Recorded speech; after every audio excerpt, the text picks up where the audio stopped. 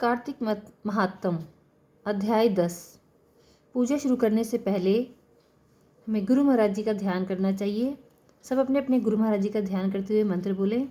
गुरुर् ब्रह्मा गुरुर्विष्णु गुरुर्देवो महेश्वरा गुरुर साक्षात पारब्रह्म तस्मै श्री गुरुवे नमः।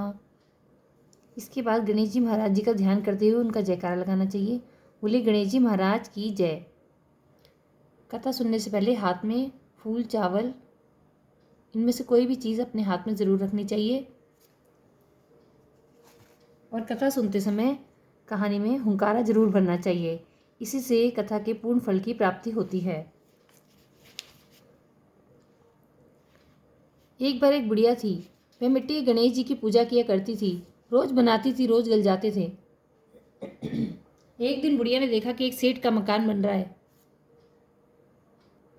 वह मिस्त्री के पास गई और बोली, भैया मेरा पत्थर का गणेश गढ़ दो। मिस्त्री बोला कि जब तक हम तेरा पत्थर का गणेश गढ़ेंगे जब तक पूरी दीवार नहीं चिन लेंगे। बुढ़िया बोले कि राम करे तुम्हारी दीवार ही टेढ़ी हो जाए। ऐसा कह के बुढ़िया चली गई। शाम को सेठ आया तो उसने पूछा कि आज कुछ भी काम नहीं किया। तो मिस्त्री बोला कि एक बुढ़िया आई थी, कह रही थी मेरा पत्थर का गणेश गढ़ दो। हमने नहीं गढ़ा तो कह गई तुम्हारी दीवार टेढ़ी हो जाए। तब से दीवार टेढ़ी हो जाती है, ढानी पड़ती है। सेठ ने बुढ़िया को बुलवाया और कहा कि हम तुम्हारे सोने के गणेश जी गढ़वा देंगे, तुम हमारी दीवार सीधी करा दो। सेठ ने बुढ़िया को सोने के गणेश जी गढ़वा दिए। उसकी दीवार सीधी हो गई। जैसे सेठ के बेड़े काम सीधे करें ऐसे हम सबके करना। कहते सुनते हुंकारा भरने वालों के करना। बोलो गणेश जी महाराज की जय। कार्तिक महात्म 10वां अध्याय। इस प्रकार इंद्र और बृहस्पति भय से मुक्त होकर अपने लोकों को चले गए। भगवान शिव अंतर्ध्यान हो गए। नारद जी ने कहा कि वह अग्नि गंगा सागर के संगम पर जाकर गिरी। अग्नि वहां बालक का रूप बनाकर रोने लगी। उसके भयंकर रूप से रोने से पृथ्वी बार बार कांपने लगी। अग्नि ने अपने रोने के शब्द से सत्यलोक तक का भाग बहरा कर दिया। रोने का शब्द सुनकर ब्रह्मा जी बड़े विस्मित हुए और कहा यह क्या है, और गंगा सापर जा पहुंचे।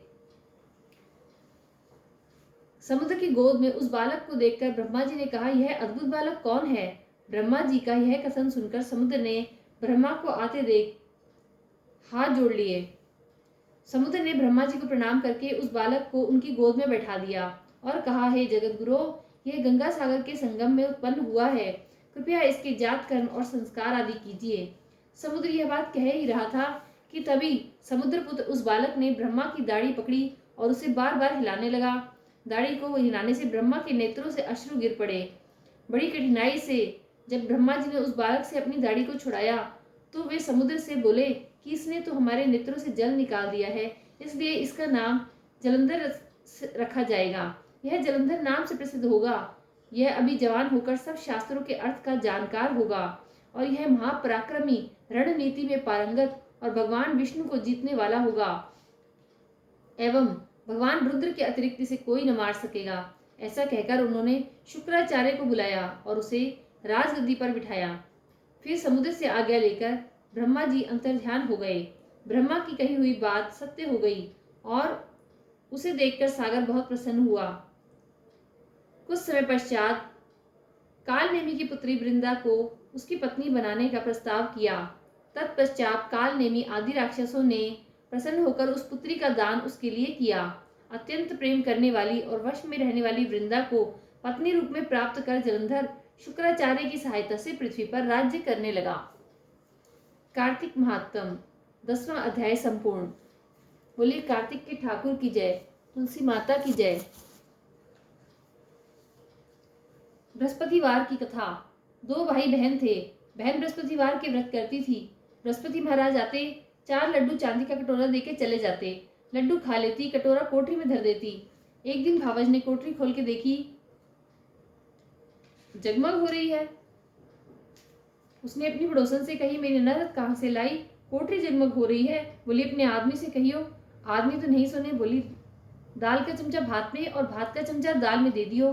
दूसरे दिन दाल का चमचा भात में और भात का चमचा दाल में दे दिया। बोला पागल हो रही है। बोली पागल मैं न हो रही, थारी बहन हो रही है। पता नहीं कहाँ से लावे, कोठरी में कटोरों की जगमग हो रही है, इसे घर से निकाल दो। भाई बोला जीजी मामा के चले। वो जाने थी मामा के कैसे जावे हैं। बोली भाई केले का पेड़ हो, मंदिर हो, वहां उतार दियो। बोला अच्छा। जंगल में जाके देखे तो केले का पेड़ है, मंदिर है, वहां उतार दिया। बृहस्पतिवार का दिन था। केले की पूजा करी, कहानी कही।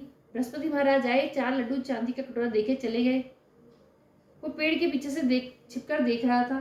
उसने पैर पकड़ लिए, बोले, छोड़ पापी मेरे पैर, कुंवारी कन्या के कलंक लगावी है, ये तो सत्य व्रत करता ही है, मैं ही तो देके जाऊं, इसकी विदा का भी फिक्र मत करना। बहन को लेके आ गया। भाभी दरवाजे पर खड़ी देख रही थी, बोली, तो फिर ले आया? बोला, मेरी बहन से कुछ मत कहना, मेरी बहन तो बृहस्पतिवार के व्रत करे है, वो ही देके जाते हैं। बोली, देखूंगी इसके बृहस्पति महाराज। सारी नगरी में बुलाई, सब अपने अपने बच्चों को लेके आ जाना, मेरी ननद बृहस्पतिवार के व्रत रखती है, सबको 4-4 लड्डू और चांदी का कटोरा मिलेगा। अब वो एक टांग से खड़ी होकर बोली कि हे बृहस्पति महाराज, अब मेरी लाज राखियो। 3 बार कहा, बृहस्पति महाराज आए, सबको 4-4 लड्डू और चांदी का कटोरा देके चले गए। जैसे बृहस्पति महाराज ने उस लड़की की राज रखी, ऐसे सब किसी की रखी हो, कहते सुनते हुंकारा भरने वालों की रखी हो। बोलो बृहस्पति महाराज की जय।